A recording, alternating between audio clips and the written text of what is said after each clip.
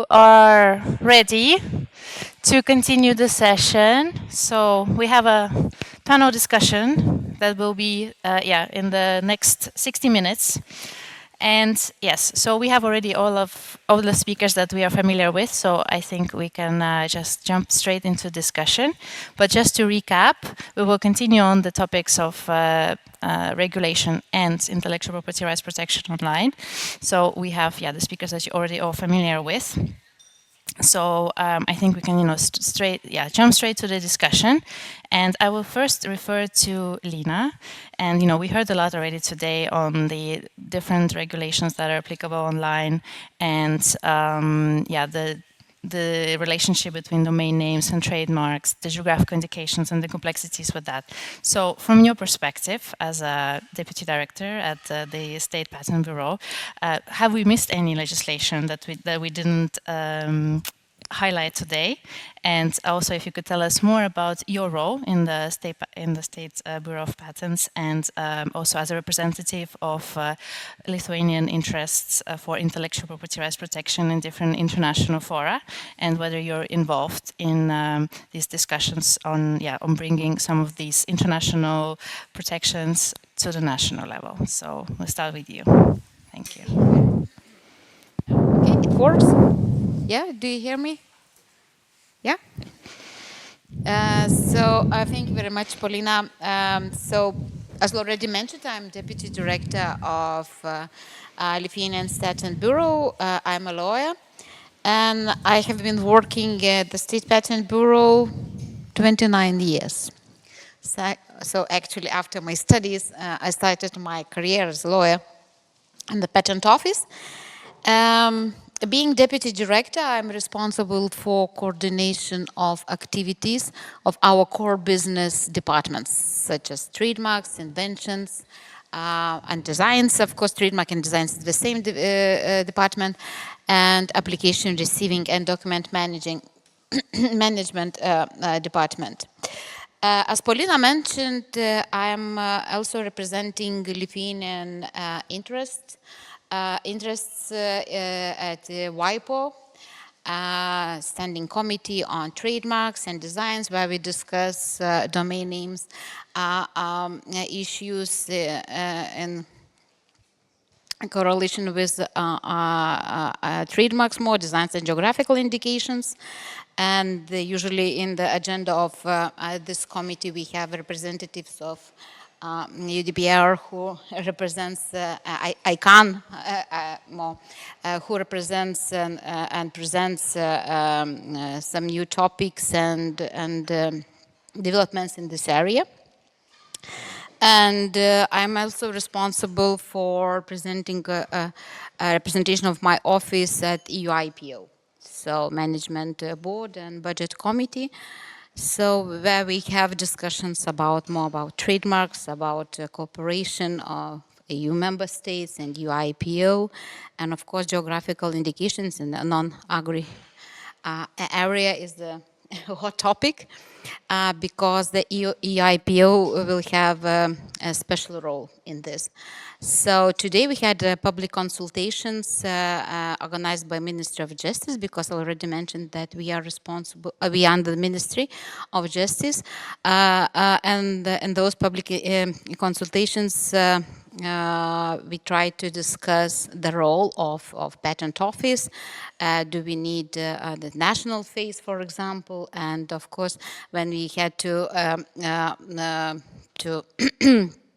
draft our position during the discussions in Brussels. So we were in consultations with our DOMREG, with our LT domain register, to know, seeking to get the position on the special provisions related to a domain name system. As already mentioned, in Lithuania we have decentralized system of intellectual property protection. So it means that the Patent Office and different ministries, we are the Ministry of Justice, are responsible for different areas of IP. And it means that sometimes it's not easy, to have common common policy when we talk about enforcement and more horizontal issues. And talking about the laws, of course, I agree. And you listed you showed a big list of different EU legal acts which regulates online or digital space, and there is interest of IP owners. But one law which is not used, but we have provisions in the Paris Convention on protection of industrial property. It's a law on competition. So we have special articles, special regulation, and use of any sign which has which has earlier rights. It could be also domain names, can be used in the disputes when we talk about unfair competition. Of course, one more law, and maybe it's not law, it's EU law. It's very important, and which has been implemented in our national IP laws, is EU directive on enforcement of IP rights. So there you will find special provisions related to the responsibility of intermediaries, and I think this law is very important. And also we'll have reform coming in this area after design reform, after agriculture and patent reform. So still, I think in that special directive, revision of that directive will have more attention to regulations of IP used online. And besides other directives, this design reform also is important, because there in the new directive, new regulation, we'll have definition of graphical user interface, how to protect them, because it's very closely related to IP used online.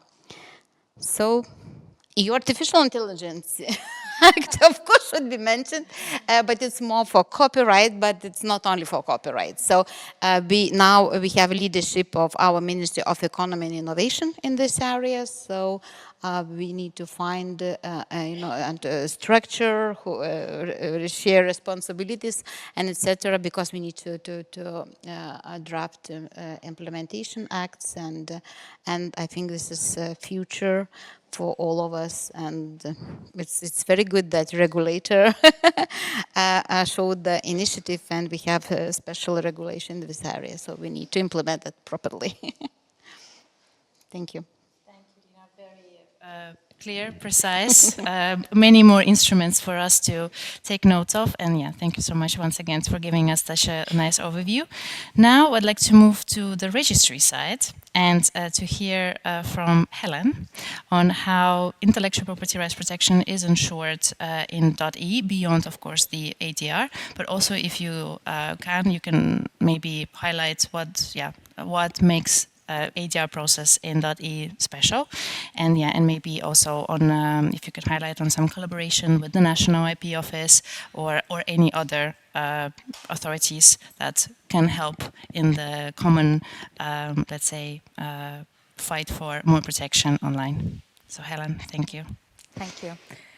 Yes, actually, currently we are having a collaboration with our Estonian business registry in order to prevent business names similar to domain names to reserved for the business owners. So, but this system is not on place yet, but we are collaborating it, and I hope near future it will be publicly available to everybody. So Estonian business names can reserve similar domain names to them. And we believe it will help to prevent misleadings and misunderstandings between the domain holders. We also protect the business name holders with that system.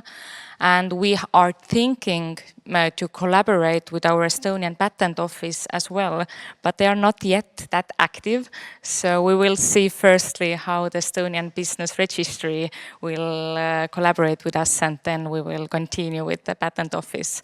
I believe it's important because in order when we prevent that way, then the domain holders may be like, they unknow the area sometimes. There has been cases where they don't understand, like, okay, there is only like one domain name under each DLD, but there can be like a lot of trademarks, similar name. So these are the things that I see are like problematic in the field.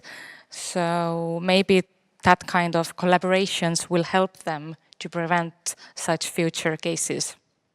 Yeah, thank you.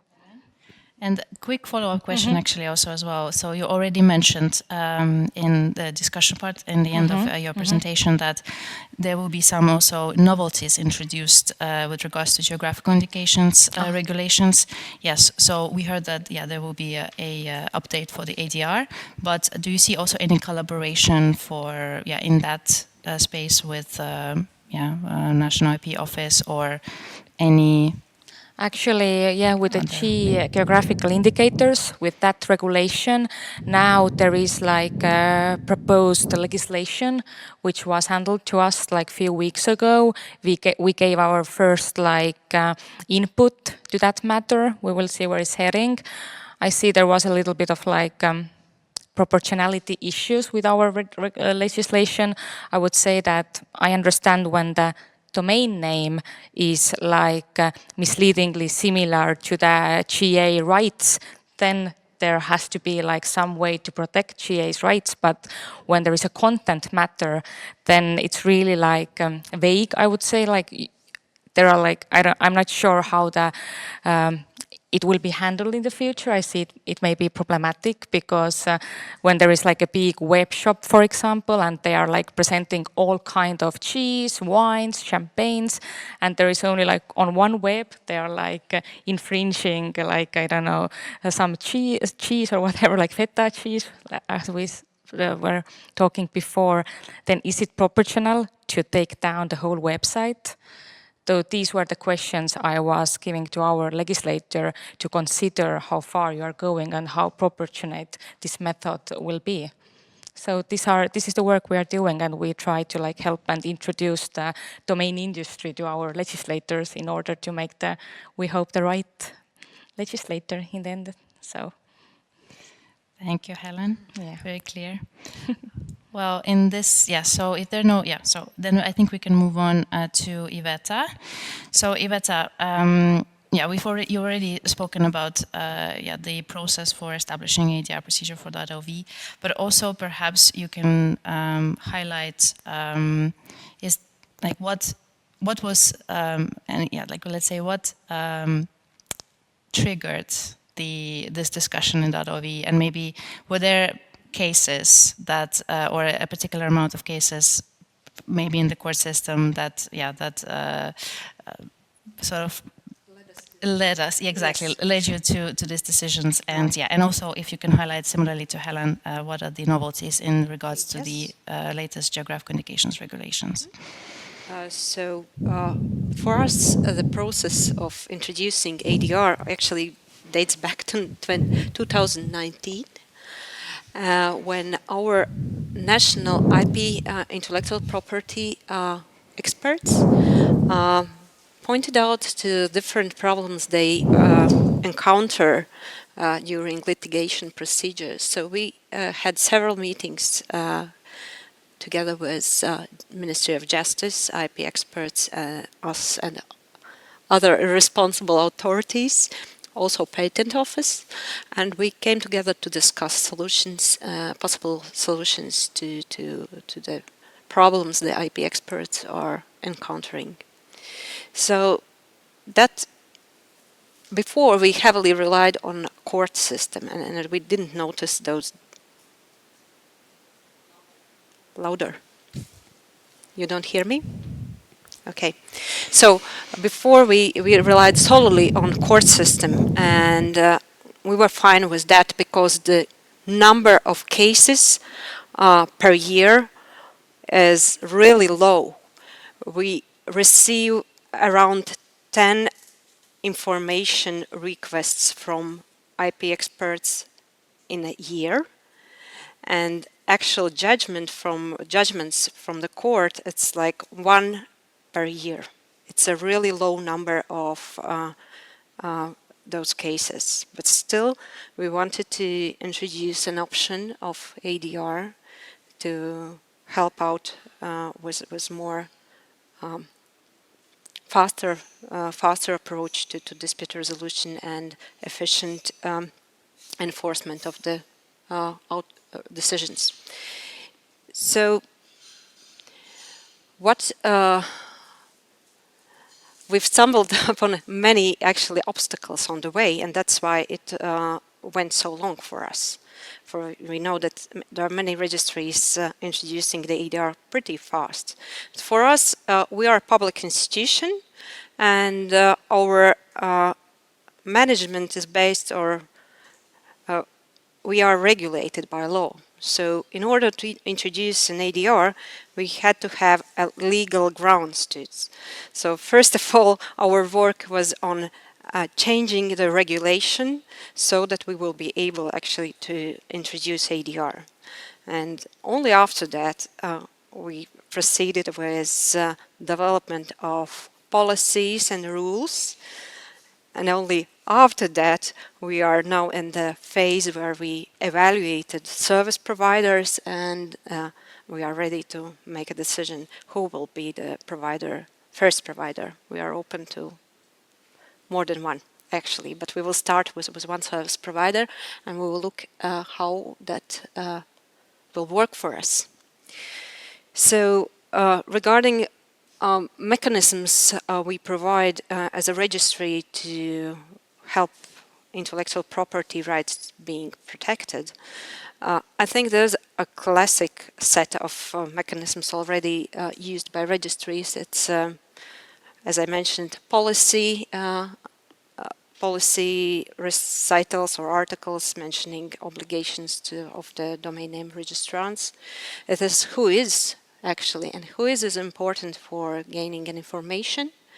But as there is restrictions due to GDPR, we as a registry also are a bit in a role of mediator in cases when there is this information is not available to IP experts.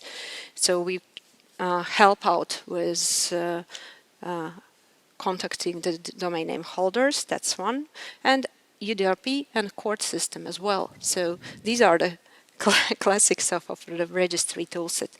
In addition, actually, we also cooperate with our patent office. We have share information via websites, social media, and we try to educate our public on the importance of intellectual property and domain names. And as Lithuanian patent office representative pointed out, there's blurred lines. For public, there are blurred lines of those identifiers. There are many of them, and sometimes they just get lost in the forest of all the identifiers, so we have to help out with some advice on how to deal with it. In addition, for really severe cases, infringements, there are also criminal law applicable to some of those cases, so we also cooperate with police and we educate on the matters how to actually request information about the domain names. And this is a problem that we encounter because also for non-IT sectors, there is a problem of distinction whether this is a website or domain name, so we have to educate them how to request information properly. And what we do in cooperation with our national CERT, we have created DNS firewall, but it's also how it relates to IP. We are aware of phishing sites or phishing campaigns, and they sometimes use also IP right infringing materials. So we do not look at the content, but it is a part of it. So DNS firewall helps our local public to be protected against phishing attack, and it also helps with intellectual property infringement cases. Like, it's a mix of it. Thank you, Iveta, and also for pointing out these different interrelations between different infringing activities. That I think is quite interesting to point out how phishing can be connected to IP right infringement. But now I would like to move to Asta and to tell us about how we heard about the collaboration between URID and EU-IPO for trademark protection, but URID also has an alternative dispute resolution procedure. So if you could tell us more about this, also that we are aware that .eu is working with 2 providers, and so maybe if you could share your experience with that procedure and number of cases, and maybe a little bit of some pointers towards your relationship with these 2 different providers for the ADR procedure. Thank you, Polina. So for .eu domain name, the ADR procedure is in place actually already as of the start. So we already were in collaboration with Czech Arbitration Court from 2005, and .eu was launched 2006. So we started domain registrations with already an ADR procedure in place. For the procedure itself is based on the EU legal framework and our service concession contract with the European Commission. And then we have ADR rules that are available on our website and as well on the websites of our 2 providers, as you were mentioning. So they are quite clear, the rules itself. So the complainant has to prove that the domain name is registered to the specific respondent, and then that domain name is identical or confusing to a name to respect which and then which right this domain name is infringing, or if it's registered in a bad faith. So there is for to start the proceeding is not it's a clear process. We have around 90 cases a year that arbitration courts are involved and dealing with. Majority of claims are made by organizations, and just some are by private individuals, and mostly invoke the rights for the trademarks. So they are and the most rulings are usually in a favor of a complainant. There are different cases. All the cases are available. Actually, decisions are available as well on the provider's website, so it's possible to check them. The question you had, why 2 providers? That was the first provider we have signed a contract already quite early in the history of .eu, and in our regulation, Commission is indicating that we should be transparent and have a criteria that we choose a provider for the domain dispute resolution. So eventually we decided to introduce another provider, WIPO, and we incorporated they became one of our providers in 2016. Main criteria for us is that the provider should be able to offer services in all 24 European languages. And this is, and I don't know if there is more providers that can actually meet this criteria, and at the same time we could probably add others if it would help users to start more cases. However, at the moment we see that the amount of cases that we have, there is no reason for us to look for another provider. Yeah, that's probably it from our side. Thank you, Asta. Yes. So I would like to now move back to Lina, and so we heard from different collaboration and projects and different collaboration methods between registries and ADR providers or national IP offices, business registers. So from the practitioner's perspective, and from sort of on the other side of the debate, in your view, how can registries contribute, and specifically in collaboration with authorities, but also if you have any other pointers in terms of how maybe also from your collaboration with OLT, so how can registries contribute to the increased IPR protection online? Thank you. As usually in our lives, everything starts from a human connection, from people enthusiasm and goodwill. And actually, I remember the day when I met with colleagues from Domrek.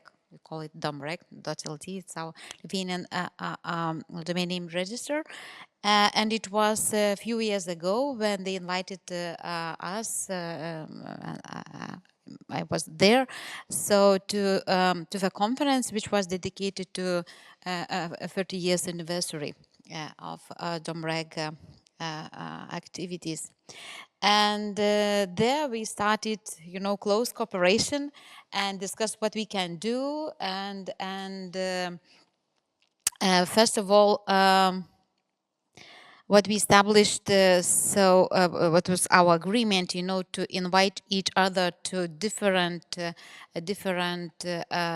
meetings, to different conferences, so roundtable discussions, and to present our activities from the patent office or DOMREG.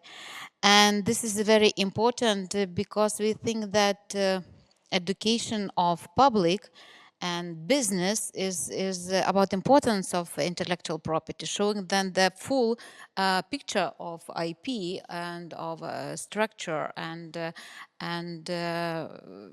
that it's very important, especially now when we have a lot, or mainly a business online. It is important to register and to protect the business identifiers, as I said, and.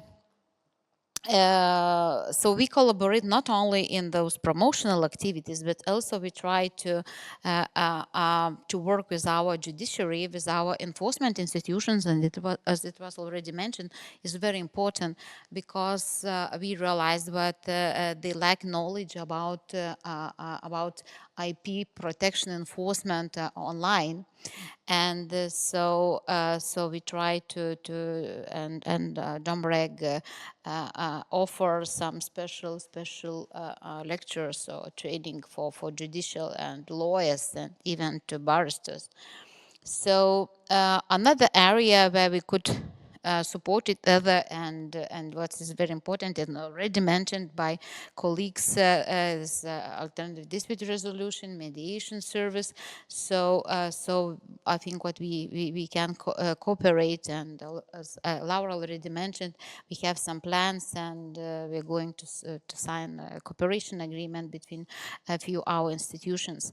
So we try to approach our company register together with DOMREG and tax inspection, asking them, to distribute information, especially for new legal entities, with all documents which they receive from tax inspection and from the register, informing them that you need to think about registration of your trademark, about registration of your domain name, because it will help you to develop your business in future.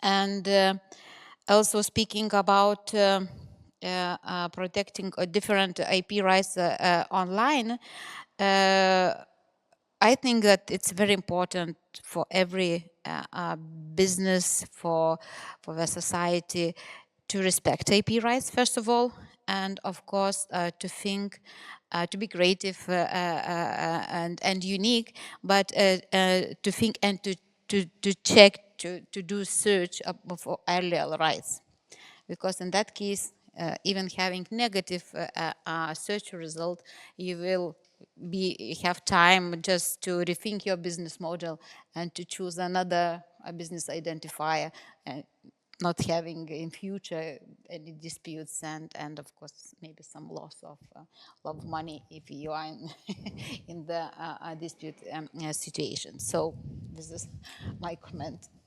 Thank you, Thank Lina. you. And I have a very quick follow-up question also on your last point. So yeah, so from the practitioner perspective, of course, and you've also outlined so many different legislative and international instruments that regulate and give the right and give the prior right or the legitimate interest for of course for the IP right, but also that it might also extend to domain names.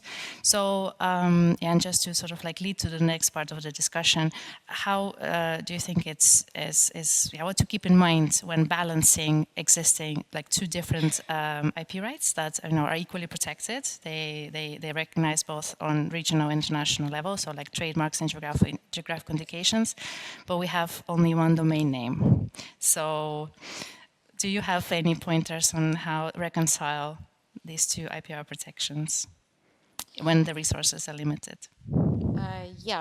So in Lithuania, protection of geographical indications is not very popular. So usually, companies choose trademarks. We have protection of collective trademarks, and when we talk about non-agri GIs new regulations, so the thing might be will opt out from the national state, because even having the size of our country and interests and maybe not having traditions to protect geographical indications, because we are from north, we are not from south, we do not have traditions to protect even agricultural GIs. So I think that our business will still use more trademark protection system than geographical indications. But yes, indeed, so we have a cooperation with EUIPO, we have access to, we'll have access and we'll receive big assistance from EUIPO in implementing in training of our examiners, because we as office, for a moment, we are not ready, to register non-geographical, not agriculture GIs, because it was not function for us. It will be maybe new function, but we're thinking about opt-out. I don't know about Latvia and Estonia, but I had from colleagues, because we are too small. So still, maybe we'll more promote trademark system instead. Yeah, and of course, domain is very important. We need to, to see how it can be protected and to take into account everything. And trademarks and GIs, yeah, it's true. Thank you, Lina. And now I think that Iveta, you wanted to respond quickly. On the low numbers of GIs, I checked before the panel the number of registrations of GIs per each Baltic state. So the leaders are Lithuanians with 15 registrations. Then in total, followed by Latvia, I think we have 5, and then Estonians have 2.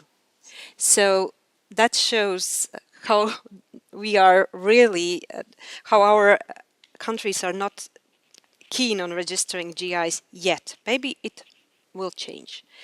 But the leaders are actually Italy, France, Spain, Greece, Portugal, and Germany.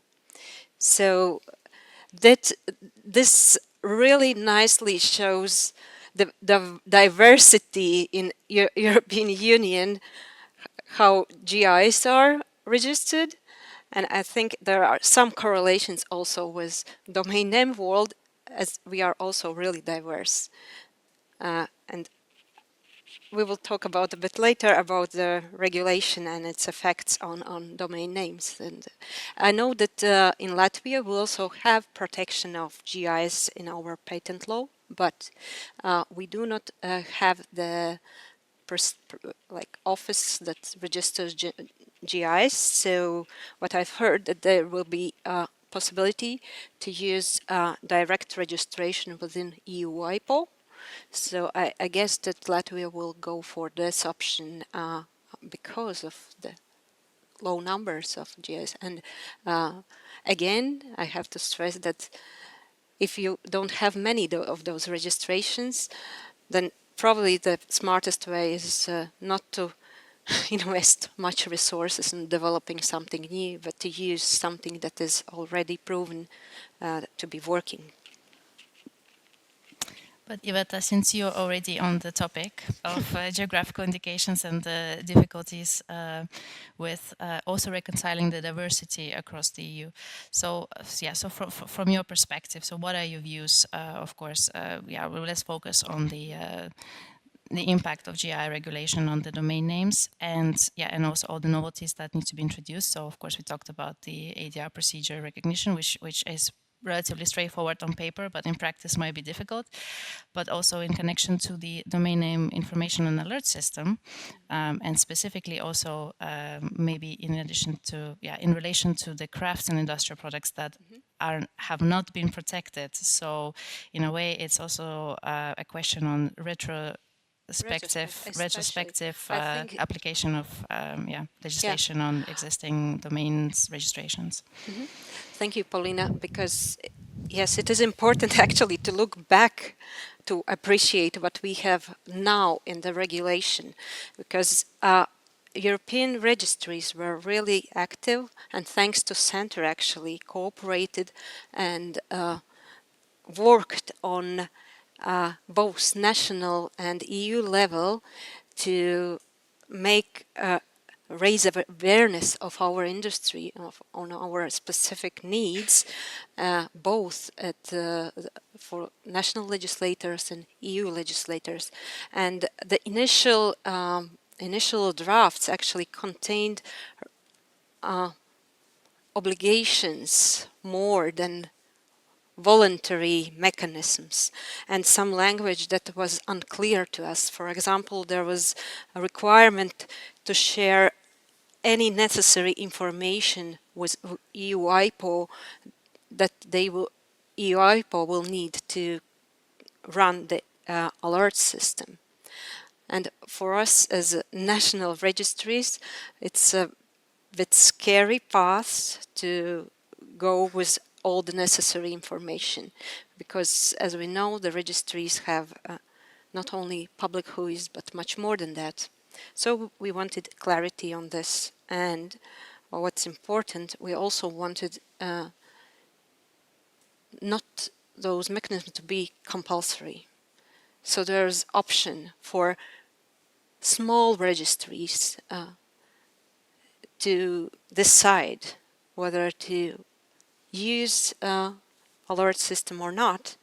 And again, from the draft, it was not clear what actually the alert system will mean for us, both for organizational, technical implementation. And we have to take into account also the security requirements on NIS2. So even if there are some connection of the systems, we have to think about security as well, how to maintain these connections secure. So this is it's a effort that is done by registries and with the help of CENTR, and we have achieved that it is voluntary now, and there will be still work done to evaluate how this alert system possibly be implemented in each of our registries, and I hope that it will take into account our diversity and our different needs and regulations we have in place. Thank you, Iveta. And the same, quick question. The same, just to reflect also from the Estonian perspective on the same question. So, Helen, what are your views on the domain name information and alert system, and as we go forward with the implementation of GI regulations? Yeah, I actually agree with Iveta. It's quite problematic, and still we don't have like a total understanding how the voluntary alert system will work in practice. We also hope that they will keep in mind the diversities that we have with the differences, the registries, and also what kind of information we are going to share.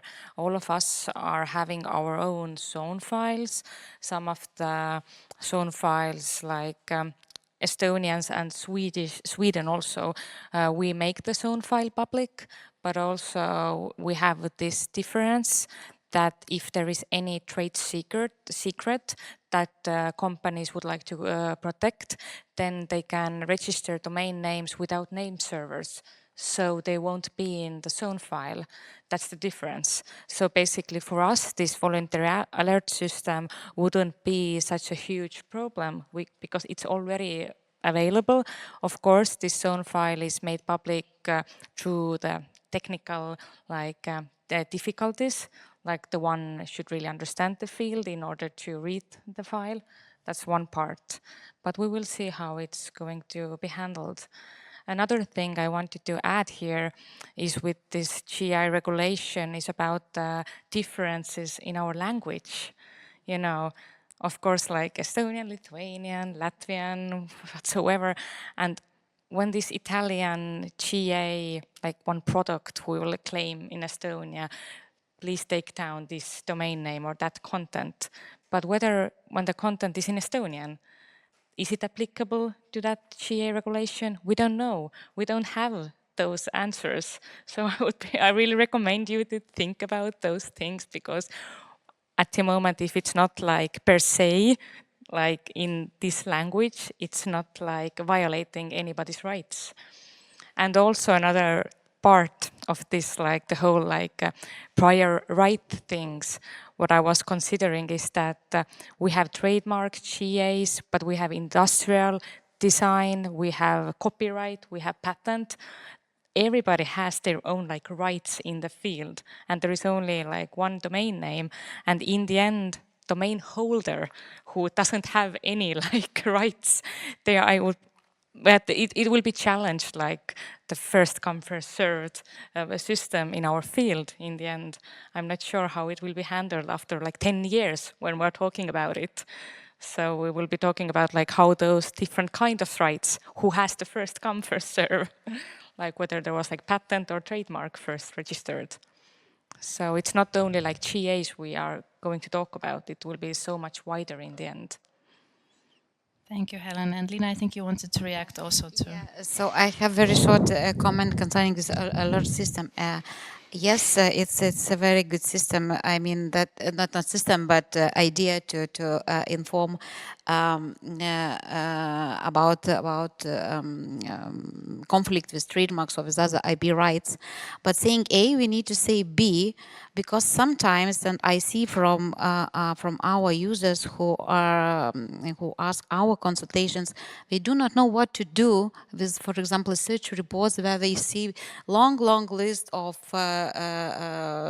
trademarks, sometimes which are okay. When the trademarks are identical, it's okay. But when the trademarks are similar and there is no consultation, no evaluation, we say what to do. So just to withdraw my application or etc. So I think there is it would be a space for us, for IP officers, to offer some consultation or assistance for our business, and because the system will be quite new, but I see this is a value which we could offer for our users, for our customers.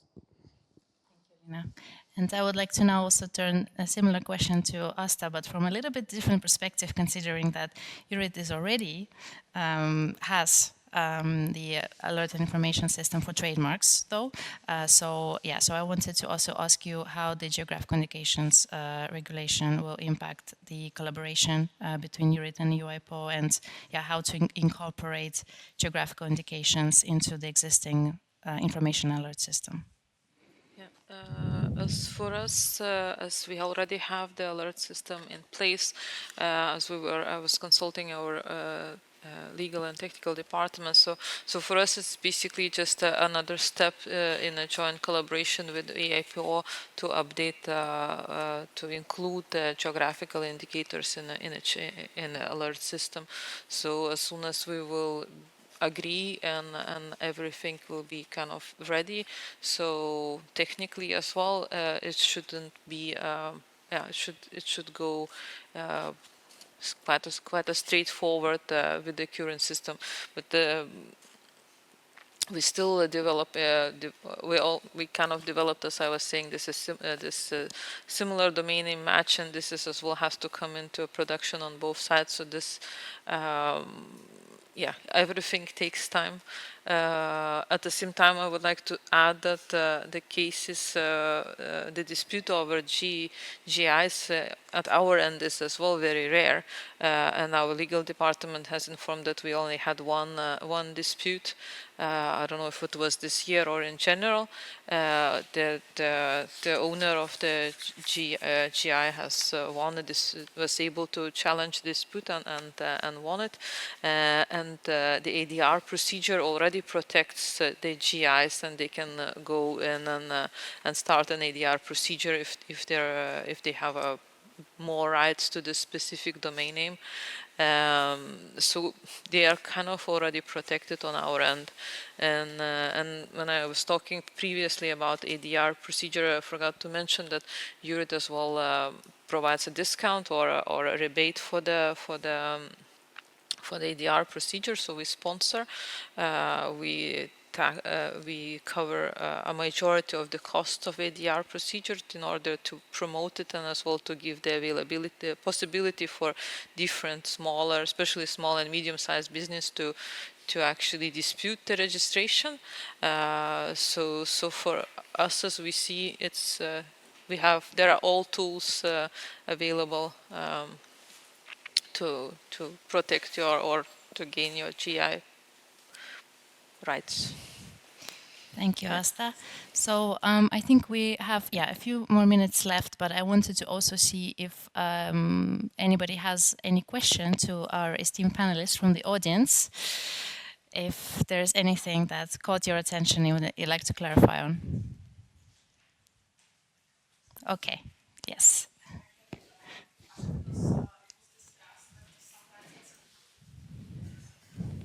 Hello. Is it now? Yes. It was discussed that often it is difficult to match the domain names with trademarks, but other rights as well. Do you maybe also at the office do you foresee some use of more technology like machine learning, or is it nothing that the evaluators are thinking about, and really you need the thinking process of a human being there? Actually, in Lithuania, and our office has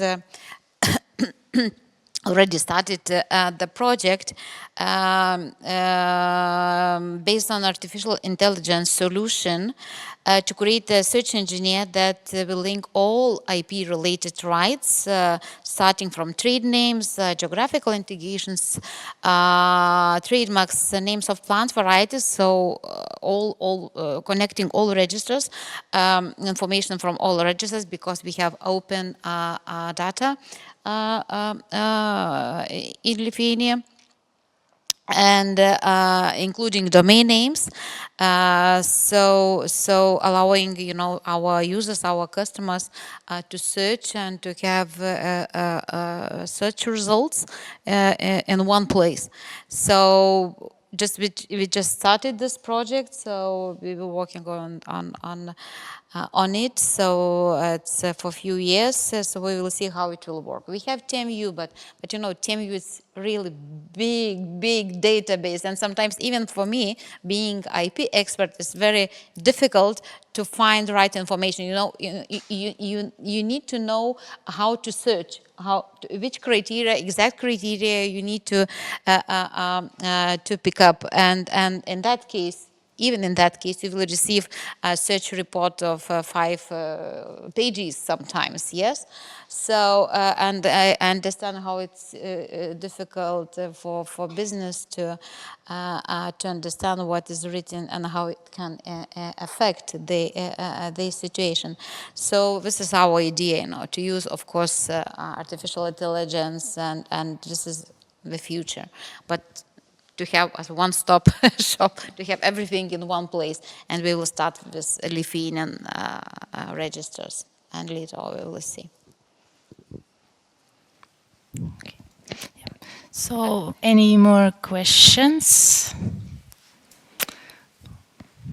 Well, if not, then I would like to have one final question to our panelists. So we heard, and also to summarize a little bit our discussion. So we heard about, well, we all agree that IPR protection is important and domain names have a role to play.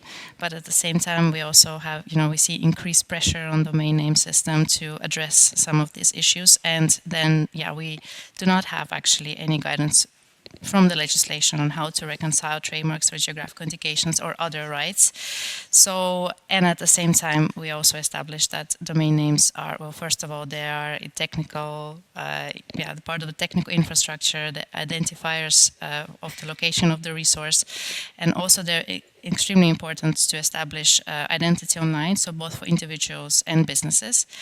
And finally, maybe the biggest part to summarize this discussion is also to say that I think the collaboration between IP practitioners and registries is extremely important because, well, we are experts in our different fields, and when we come together, the magic can happen. And we see already quite an interesting and a good example from URIT.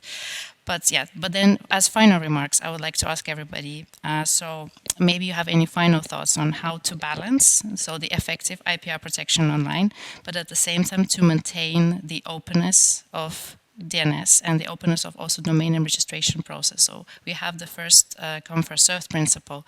We also have all these ways to dispute the domain name ownership in case somebody is unhappy with the first come first served principle. But yeah, but at the same time we also see that regulatory pressure that keeps mounting. So yeah, so maybe I'll start with Asta this time. So in your view, how to balance the effective IPR protection and openness of DNS? Yeah, it's a difficult question because I think you have summarized well. So we all started our fundamental basis of domain registration is the first come and first served, and everything else comes on top of that. Then, so to balance it out, so. Yeah, to talk, I think, to collaborate. I think Iveta had a good example with the CENTR collaboration where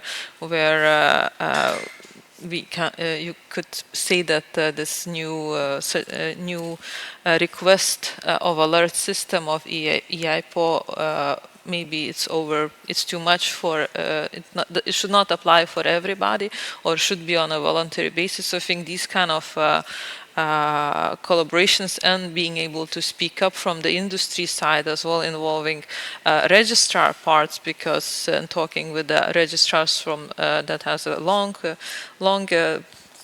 a lot of experience working with the brand protections from other side, we should continue dialogue to be able to balance out the regulation and to continue offering a free internet. Thank you. Iveta? That raising awareness for our customers, potential customers, on possibilities and the importance of IP protection and both maintaining a domain name and respecting IP rights is important. That's the part I see that we can do better and explore how to cooperate with our patent offices, company registers, and any other authority that registers any identifier. Thank you. Helen?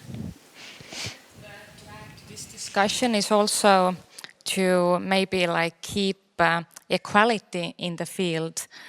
For example, what I would say was a little bit maybe missed in the morning about our auction environment. It's not only about to the domains that are hijacked, but also having equal opportunities to all. It also is another opportunity to maybe lower down the domain disputes, because everybody has the right to auction a domain name that will be like available, and it's the equal opportunities to all. So, and it's, I would agree that the collaboration is really important, and also protect and prevent the issues in the field, and whatever we can do as a registry and develop those things, we are doing it, and we see always what's going on and help the industry to do better. But I hope that the first come, first serve principle will be like until the end of the universe, or so it will be still like the mandatories that we are like thinking of, like, okay, how we keep that in mind. We'll see. Thank you. Thank you. And Lina? Yes, thank you very much. Of course, I agree with colleagues. But the whole system of intellectual property protection is designed like to strike balance between creator and user of intellectual property. And of course, main advice from myself for those who are creating their business identify is, especially online, it would be, to be original, to be creative. It seems, very easy. It sounds very easy, but I understand that it's not easy. But be fair. Just be fair, and I hope that state institutions, non-profit organizations as Dombrag, and of course cooperation between those players and business, involving business, taking into account the interest. It's not a recipe, but it could help to find this balance. Thank you. So with that, I would like to thank once again all the panelists for this great discussion. We only scratched the surface, of course, and we could, as Helen said before, we could continue for hours on this discussion. But nevertheless, I want to thank you all for being with us today for the whole afternoon and discussing this very important topic. So with that, I would like to just give you a big round of applause.